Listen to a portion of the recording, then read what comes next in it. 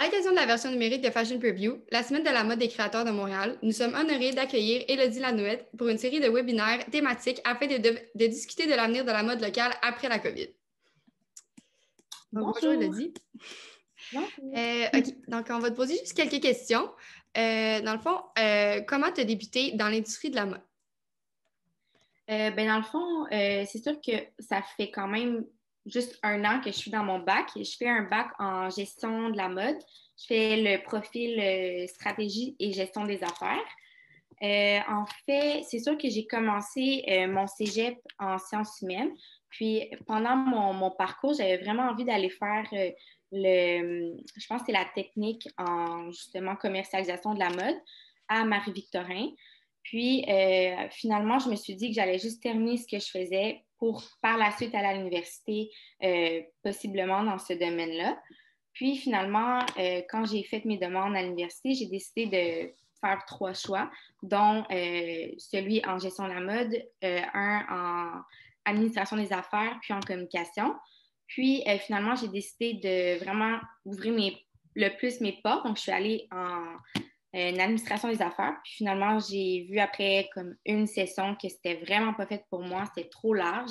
Puis vraiment, l'industrie de la mode m'appelait tout le temps, puis j'aimais vraiment ça. Je me ressourçais sur les réseaux, sur tout ce que j'entendais. Puis je me dis, OK, c'est vraiment plus fait pour moi. Donc, j'ai décidé de rentrer dans le bac il y a 1 an. Donc, j'ai fait ma première année. Puis, sinon, depuis ce temps-là, je suis encore là aujourd'hui. Ça fait donc 3 sessions que j'étudie dans ce bac-là. Oh, très intéressant. Globalement, quel a été, selon toi, le plus gros changement dans l'industrie de la mode en raison de la COVID-19? Je pense qu'il y a plusieurs aspects, mais je pense que le plus grand changement serait premièrement l'achat qui est vraiment axé sur le local, donc vraiment l'économie québécoise, canadienne, pour parler juste ici au pays. Mais je pense que les consommateurs, avec tout ce qui est arrivé avec la COVID, ont vraiment poussé à acheter local, donc éco-responsable. Aussi la production. Dans le fond, c'est vraiment une production qui était pas surconsommée, mais on surconsommait, donc la production doit diminuer. Puis aussi le développement du digital, donc tout ce qui est le commerce en ligne. Je pense que ça a été l'un des plus grands impacts que ça a amené. En fait, c'est sûr que oui, aujourd'hui, on achetait déjà en ligne avant, mais je pense que la COVID, ce que ça l'a fait, c'est que ça a vraiment poussé davantage l'économie justement éco-responsable, local, durable et le commerce en ligne. Parfait. Crois-tu que la COVID a freiné l'évolution et le développement commercial de l'industrie de la mode ou qu'au contraire, elle a permis l'éclosion d'une nouvelle dynamique qui n'existait pas ou peu auparavant? Je pense que oui, dans le sens que, en fait, on a poussé justement l'achat local. Donc, ça a permis que justement, on focalise vraiment plus là-dessus. C'est sûr que ça a freiné beaucoup d'autres aspects, mais je pense que oui, en général, c'est sûr que le fast fashion, c'était quand même assez présent.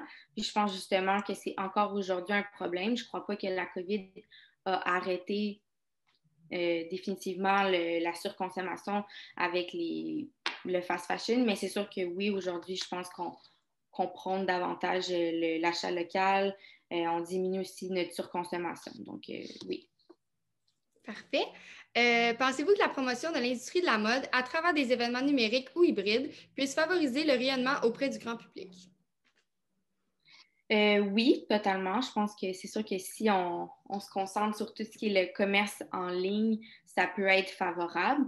Mais c'est sûr qu'on va toujours avoir besoin de toucher au produit pour vraiment, je pense, porter ce qu'on veut. Mais je crois que tout peut se faire aussi avec les technologies qu'on a, qui vont se développer aussi, que les entreprises et les marques ils vont développer. Je pense qu'on va pouvoir en fait, vivre d'une autre façon la consommation de nos achats habituels.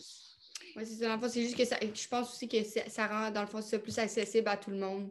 Exactement. Que ce soit pour les fashion shows, que ce soit pour magasiner en ligne. Des fois, il y a des gens qui ne peuvent pas se déplacer. Donc, Je crois que ça, c'est bien. Sinon, quelle est votre opinion sur le rôle des médias locaux, dans le fond, qui jouent dans le rayonnement du milieu de la mode auprès du grand public durant une période de pandémie? Je pense que c'est bien, ça permet justement un aspect plus visuel sous des plateformes que beaucoup de consommateurs et même non, pas juste des consommateurs, mais juste les individus en général, c'est tellement axé sur, c'est une tendance un peu là, à être sur les réseaux, les influenceurs, les médias sociaux, donc tout ce qui est comme la promotion vers les médias sociaux, je pense que ça peut être une belle visibilité pour promouvoir l'achat local, peut-être aussi leur façon le cycle de production des entreprises, de démontrer d'autres aspects de tout ce qui est l'entreprise. Donc oui, je pense que c'est une belle façon de faire. Parfait. Sinon, dans le fond, pour le futur, qu'avez-vous retenu de cette situation particulière pour l'écosystème de la mode locale?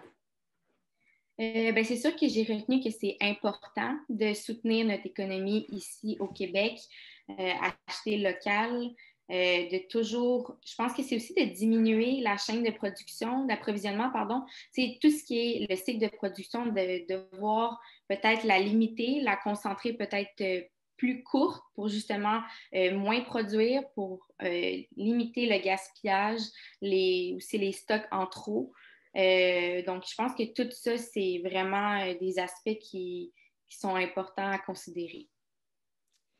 Parfait. Sinon, crois-tu que la COVID aura un impact durable sur le milieu de la mode ou cette situation est juste éphémère?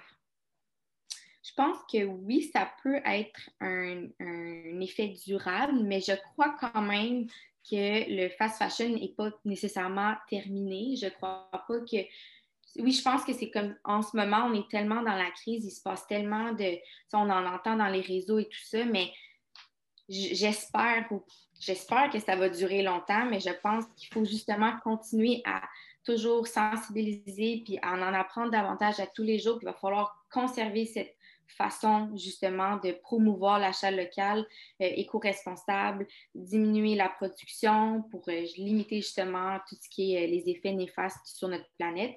Donc, je pense que oui, c'est possible, mais il va falloir avoir des stratégies justement au travers le temps. Parfait. Puis sinon, la petite dernière question, est-ce que tu aurais des conseils pour la future génération de créateurs, entrepreneurs en mode qui débutent dans l'industrie de la mode pendant cette période de changement profond? Je pense que l'un des aspects qui va être à considérer en tout temps, ça va toujours être de comprendre le comportement d'achat des consommateurs, d'étudier les tendances actuelles. Ça évolue tellement rapidement. Il faut être justement au courant de qu'est-ce qui se passe dans la vie au niveau environnemental, social, de toujours être à l'écoute de ce que les individus y veulent, autant leur habitude de vie que leur des habitudes financières aussi, ça évolue justement à cause de la COVID. Il y en entend, on a beaucoup de conséquences néfastes. Oui, Exactement. Donc, tout ça, fait que je pense que ça va être quelque chose de toujours qui va être important à considérer pour les futurs gens de la mode. Bien, merci beaucoup. Ça a été super intéressant comme rencontre. Donc, je te souhaite ça fait plaisir. Donc, je te souhaite bonne continuité dans ton Merci parcours. beaucoup. C'est gentil. Bonne fois.